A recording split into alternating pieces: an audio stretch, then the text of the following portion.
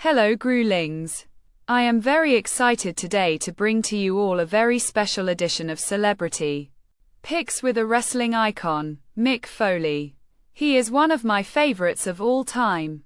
His deep eerie promos in WCW, ECW, and Japan are classic. Just look up Kane Dewey. Then when he was introduced in WWE as Mankind with those promos in a dark room, amazing. And who can forget the segment when Jim Ross interviewed him and he attacked him. He also held multiple victories over The Undertaker. You can call him Dude Love, Mankind, Cactus Jack. But they are all part of the amazing icon and mind of Mick Foley. If you wanna see some real bloodbath matches, look up his matches as Cactus Jack in Japan. Barbed wire bouts, bed of nails matches, etc. He also was in TNA Impact Wrestling for a while and even did a few matches there, which included a match with Sting. Mick is now a retired professional wrestler but still makes the occasional WWE appearances and indie wrestling shows. He is also a stand-up comedian and has a deep love for Christmas. Funny story, at ECW wrestling event in South Philly, me and the co-owner of Gruemonkey and went to see Cactus Jack vs. Terry Funk. Cactus got thrown into the crowd and looked straight in Annie's face and went bang bang, and ANI screamed and ran for his life. For those of you living under a rock and don't know who Mick Foley is, here is a quick bio of him. He is Mrs. Foley's baby boy and became one of WWE's most unlikely success stories under the guise of three distinct personas: the unpredictable Cactus Jack, the demented hippie known as Dude Love, and everyone's favorite mental patient, Mankind. These three faces of Foley were dangerously unique, but all shared a common trait: a willingness to always go one step too far. Inspired to become a superstar after watching Jimmy Snuka leap from the top of a steel cage in Madison Square Garden, Mick Foley adopted Superfly's fearlessness when he entered the ring himself. As Cactus Jack, he earned a fan following not for winning matches, but for surviving them. In a bout against the punishing Big Van Vader in Germany, Foley's ear was torn off. In Japan, he suffered third-degree burns in an exploding ring. Still, no matter what he suffered through, Foley kept fighting back. When he came to WWE in 1996, he turned into Mankind, a deranged miscreant who lurked in boiler rooms and shoved his fingers down opponents' throats. Under the leather mask of this maniac, Foley lived through sports entertainment's most shocking moment when he was thrown off the top of the Hell in a Cell by The Undertaker. The unforgettable image of Foley's body artlessly plummeting to the ground below defined not only his career, but WWE's Attitude Era as a whole. A funny thing happened after Foley's fall, though.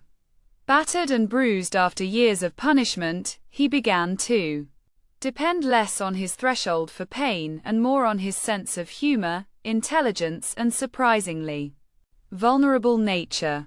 His toothless sneer became a cheesy smile. His trusty to-be-4 wrapped in barbed wire was replaced by a sock puppet named Mr. Socko. Now a fan favorite, Foley thrilled audiences by beating The Rock for the WWE title in 1999 and surprised them even more when he published his insightful, New York Times best-selling autobiography, Have a Nice Day, Our Tale of Blood and Sweat Socks. Later teaming with the Great One as The Rock and Sock Connection, Foley brought Raw some of its highest television ratings ever during his inspired interactions with the People's Champion. In 2000, Foley was sent into retirement after losing a Hell in a Cell match to Triple H, but he has since returned to WWE as a commissioner, a color commentator and even a competitor. most notably against Edge at WrestleMania 22. Now known as the Hardcore Legend, Foley was inducted into the WWE Hall of Fame on April 6, 2013 in Madison Square Garden, proving he'd achieved more than he'd ever dreamed on that night he watched snooker take the leap. Foley returned to WWE TV the night before the 2016 WWE brand extension draft as Stephanie McMahon's choice for Raw general manager, but he was unfortunately fired from the position just 2 weeks before WrestleMania 33. No matter what his next move might be, Foley, and his many personas, will surely continue to bring smiles to the faces of WWE fans around the globe. You can check out Mick Foley in the latest horror movie that features David Arquette called 12-Hour Shift. Here are celebrity pics with the hardcore icon himself, Mick Foley. 12-Hour Shift. I have not actually seen this yet, but it's getting great reviews. And I'm in it and I think it does qualify as a horror movie. I love doing my scene with Chloe Farnworth, who I think is going to be a big star soon. Friday the 13th Part 6, Jason Lives. My favorite of the Friday the 13th movies, and not just because I went to elementary school, middle school, and high school with the star Jennifer Cook. I thought this was a really enjoyable movie. The NORLISS tapes. 1973. I know this was simply a TV movie from 40 years ago, and it was not nearly as terrifying when I watched it several months ago.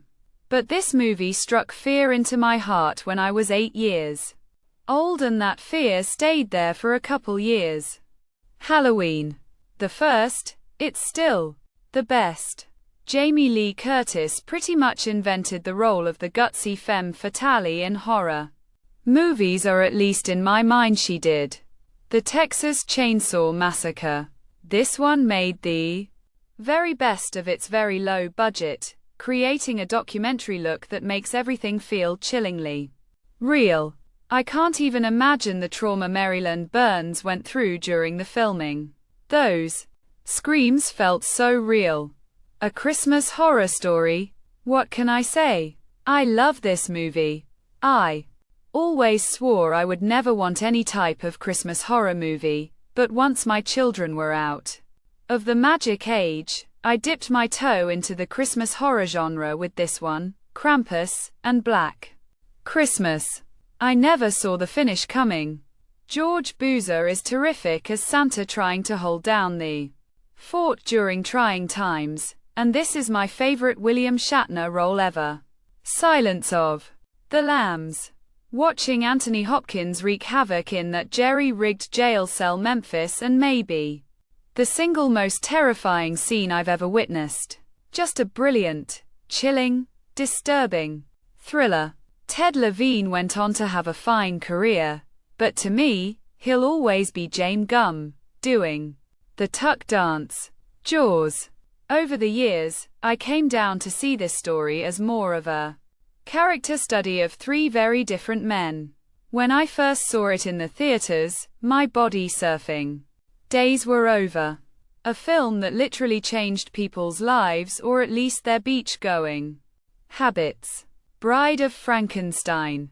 To this day, this universal classic remains one of the most beautifully shot movies of all time. Amazing to see how much improvement of the Frankenstein monster in just the few short years since the original struck fear into the hearts of men, women, and children around the globe. My one knock on this otherwise flawless gem is the whole Drive Pretorius subplot, with the tiny dancing figures, dressed to kill. I was 14 when I saw this movie, haven't kept me awake for many a long night. To this day I'm terrified of Michael Caine because of this movie. The song, it's a thriller, and not a horror movie. Bottom line, it scared the crap out of me.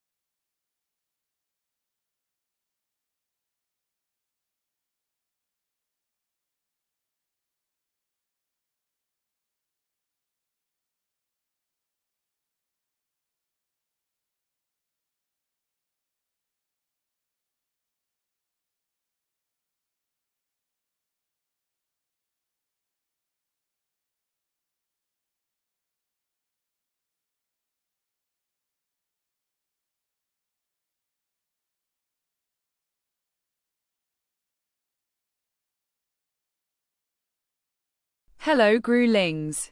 Today for all the wrestling fans out there, we are so proud to bring to you our newest edition of Celebrity Picks with the legend himself, one half of one of the greatest tag teams in wrestling history, the Rock and Roll Express, Mr. Ricky Morton. He has been in numerous wrestling organizations as Jim Crockett Promotions, the American Wrestling Association, Extreme Championship Wrestling, World Championship Wrestling, the World Wrestling Entertainment, Total Non-Stop Action Wrestling, and numerous indie wrestling promotions around the world. One of the most famous and well-known teams in the history of professional wrestling. Morton had 79 championship reigns throughout his career. That's a lot of championships. Wow. Him and Robert Gibson had won the NWA, WCW World Tag Team Championships 4 times and the Mid-South Tag titles as the Rock and Roll Express. Ricky even had a feud with Ric Flair and had an amazing steel cage match with Flair in NWA Wrestling. In 2014, Ricky opened up his wrestling school called The School of Morton in Chuckey, Tennessee. On March 31, 2017 in Orlando, Florida, The Rock and Roll Express were inducted into the WWE Hall of Fame on the Friday before WrestleMania 33. He also still wrestles the indie leagues. Here are Ricky Morton's favorite rock songs. AC/DC, You Shook Me All Night Long. Bob Seger, All Time Rock and Roll. Whitesnake, Here I Go Again. Mr. Big Wild World. Thin Lizzy, The Boys Are Back in Town. Queen, Bohemian Rhapsody. Aerosmith, Dream On. Hall & Oates, You Make My Dreams Come True. Ricky Morton had the following to say: every song I listen to, I think of it as a story. They're fascinating and speak for the mind when other words can't. These songs help me come together as a whole. The stories I had from all over the years, and they're just a simple summary of what my life has been about. Rock and roll is what I lived by for numerous years. I was a rock star and didn't even realize it. Great times in the good old days. I'm proud of my accomplishments and the things like music that helped me get to where I am today. Rock on, my friends.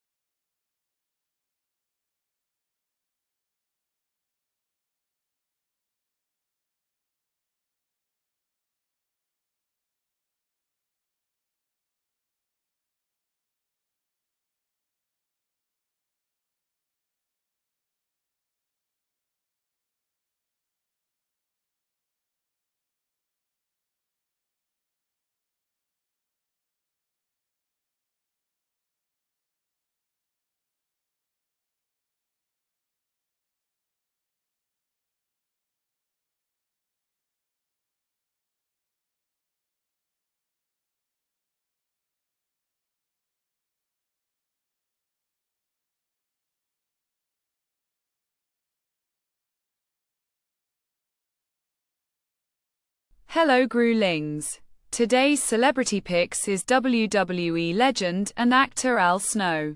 Al has been in a bunch of horror TV series and films including Hell House, The Legacy, The Witches of Oz, Legend of the Red Reaper, Camp Massacre, The Penny Dreadful Picture Show, The Haunting of Alice D. Piranha, Sharks, Terror House, Lake Erie, and Terror at Crimson Creek.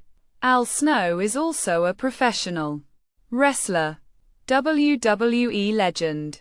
Al Snow was well known worldwide, and when he did the gimmick of Head, that skyrocketed his wrestling career.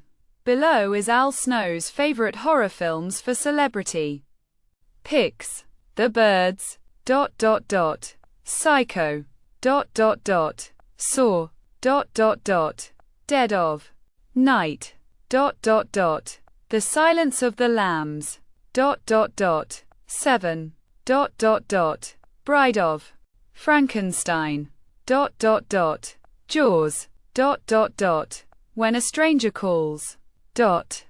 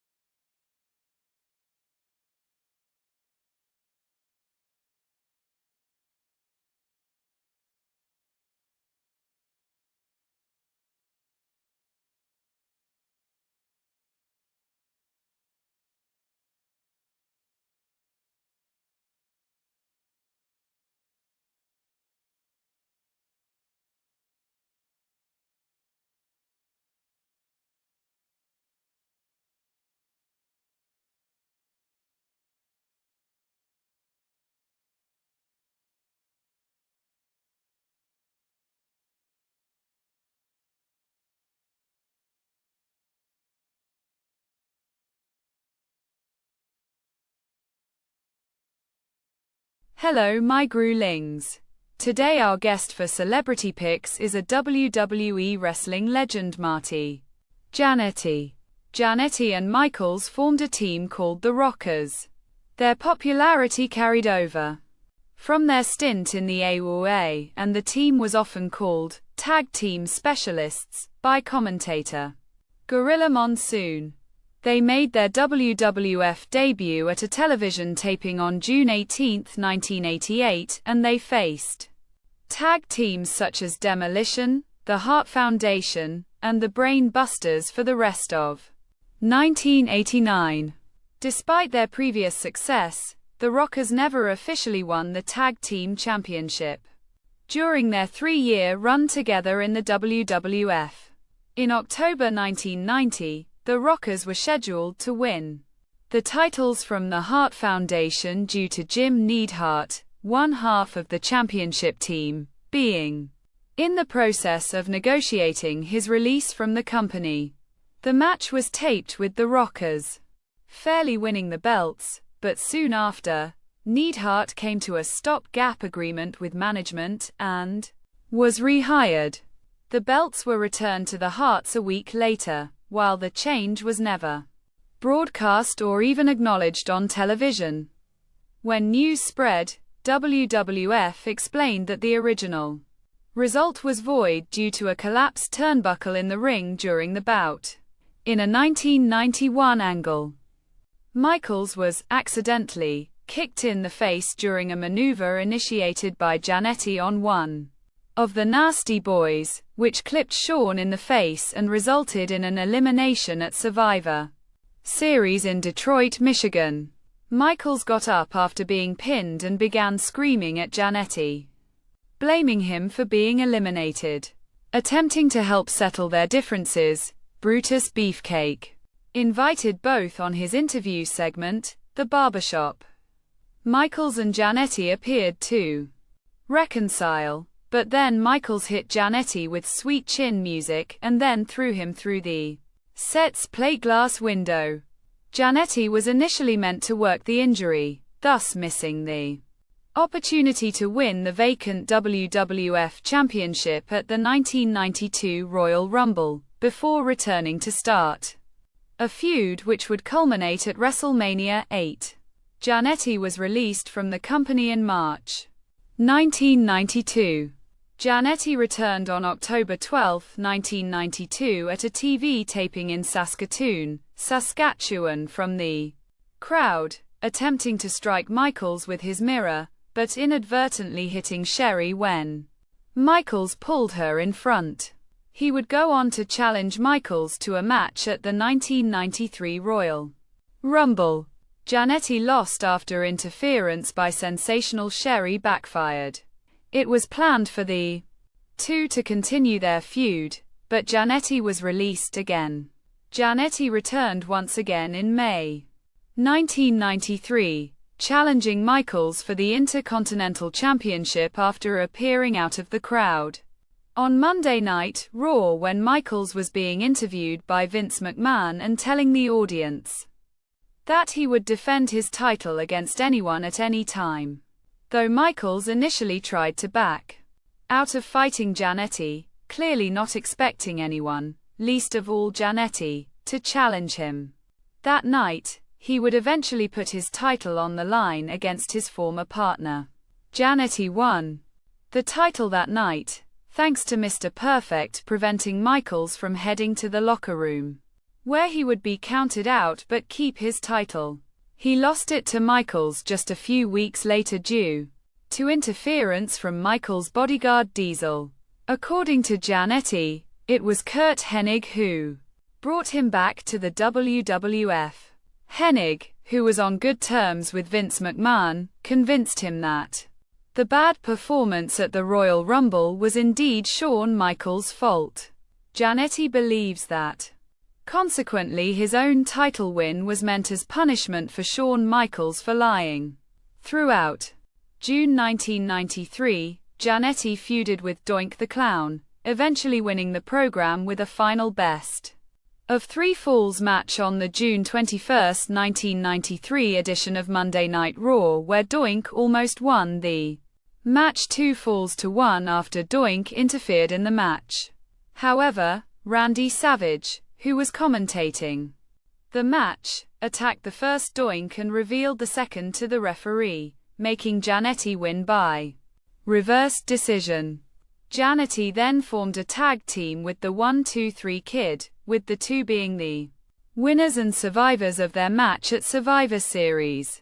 Jannetty won the tag team championship with the 1-2-3 Kid from the Quebecers, Jacques and Pierre, on the January 10 episode of Monday Night Raw. However, they lost the titles to the Quebecers 7 days later at Madison Square Garden, at a non-televised event when 1-2-3 Kid was pinned following an assisted senton. A clip of the finish of the match aired on the 1994 Royal Rumble video. After leaving the WWF in 1992, Jannetty joined the USWA and turned heel. During his stay, he was managed by Burt Prentice and feuded with Jerry Lawler. After leaving WWF, Jannetty debuted for ECW on February 25 at the ECW show, Return of the Funker, where he faced the ECW World Heavyweight Champion Shane Douglas in a losing effort. A few months later, on April 28, Jannetty defeated Jim Neidhart, and the next night he defeated Shane Douglas. On May 13, Jannetty challenged Eddie Guerrero for the ECW World Television Championship but failed to win the title. On July 20, Jannetty defeated Bull Payne. The next night, on July 21, Jannetty defeated the Terrorist. On July 22, Jannetty challenged the Sandman for the ECW World Heavyweight Championship. On July 28, Jannetty faced Jim Neidhart, with the match ending in a double disqualification. This turned out to be Jannetty's final match in ECW as he left for the WWF again. On the March 14 episode of Raw, Jannetty returned for a one-time-only reunion with his former tag team partner Shawn Michaels, once again billed as the Rockers and performing their traditional entrance with their original music, against La Resistance, Sylvain Grenier and Rob Conway. Jannetty scored the win for his team after he used his signature rocker dropper. This was preparation for Jannetty's match with Kurt Angle on that week's SmackDown, as Angle had challenged Jannetty prior to his WrestleMania 21 match with Shawn Michaels. Angle claimed that since Jannetty had taught Michaels everything he knows, while part of the Rockers, he could teach Michaels how to tap out by forcing Jannetty to submit on SmackDown. Angle made good on his promise and forced Jannetty to submit to his ankle lock, but only after a nearly 20-minute match and an impressive showing for Jannetty, which saw him nearly pin the Olympic champion. On the February 20th episode of Raw. Shawn Michaels was pitted against 4 of the 5 members of the Spirit Squad in their in-ring debut. After he had used Sweet Chin Music, Michaels was attacked by all 5 members until an unknown man came storming into the ring to defend Michaels. During the melee, it was revealed that it was Marty Jannetty coming to defend his former tag team partner. Later on Raw, Vince McMahon came out to mention that he would offer Jannetty a full-time contract. McMahon added a stipulation, however, as Jannetty had to join Mr. McMahon's Kiss My Ass Club the following week on Raw. Jannetty refused, and McMahon instead offered Jannetty the possibility of breaking Chris Masters' signature submission hold, the Masterlock. Jannetty appeared to almost break the hold, but Mr. McMahon, who was officiating, hit Jannetty with a low blow. Unable to break it, he was only released from the hold when Michaels ran in to save him. Shortly after Michaels had saved Jannetty, Shane McMahon ran in the ring with a steel chair and knocked out Michaels. The former Rockers were supposed to continue a program with the McMahons, but Jannetty was absent from the next episode of Raw and instead Triple H and Shawn Michaels reunited as D-Generation X. On the December 3rd episode of Raw, Mr. Kennedy, who was feuding with Shawn Michaels at the time, said that he would speak to 3 individuals who knew Michaels very well as part of a feud between him and Michaels. The 3 were imposters dressed as Razor Ramon, Diesel, and Jannetty. Along with a fake Michaels, they were all attacked with Sweet Chin Music by the real Michaels. The next week on the 15th anniversary of Raw, Jannetty appeared along with Michaels in an interview. Michaels wanted to see what would happen when Kennedy fought the real Jannetty. In the end, he was defeated by Kennedy. On October 19, 2009, Jannetty made an appearance on Raw and losing in a match against The Miz. Jannetty still continues to wrestle in various promotions. Below is the Marty Jannetty's favorite horror films, and due to being busy, Jannetty was only able to give us just the names of his favorite horror films: The Human Centipede, Feed, Texas Chainsaw Massacre 2, a Serbian film, Martyrs, Frontier, The Hamiltons, The Gravedancers,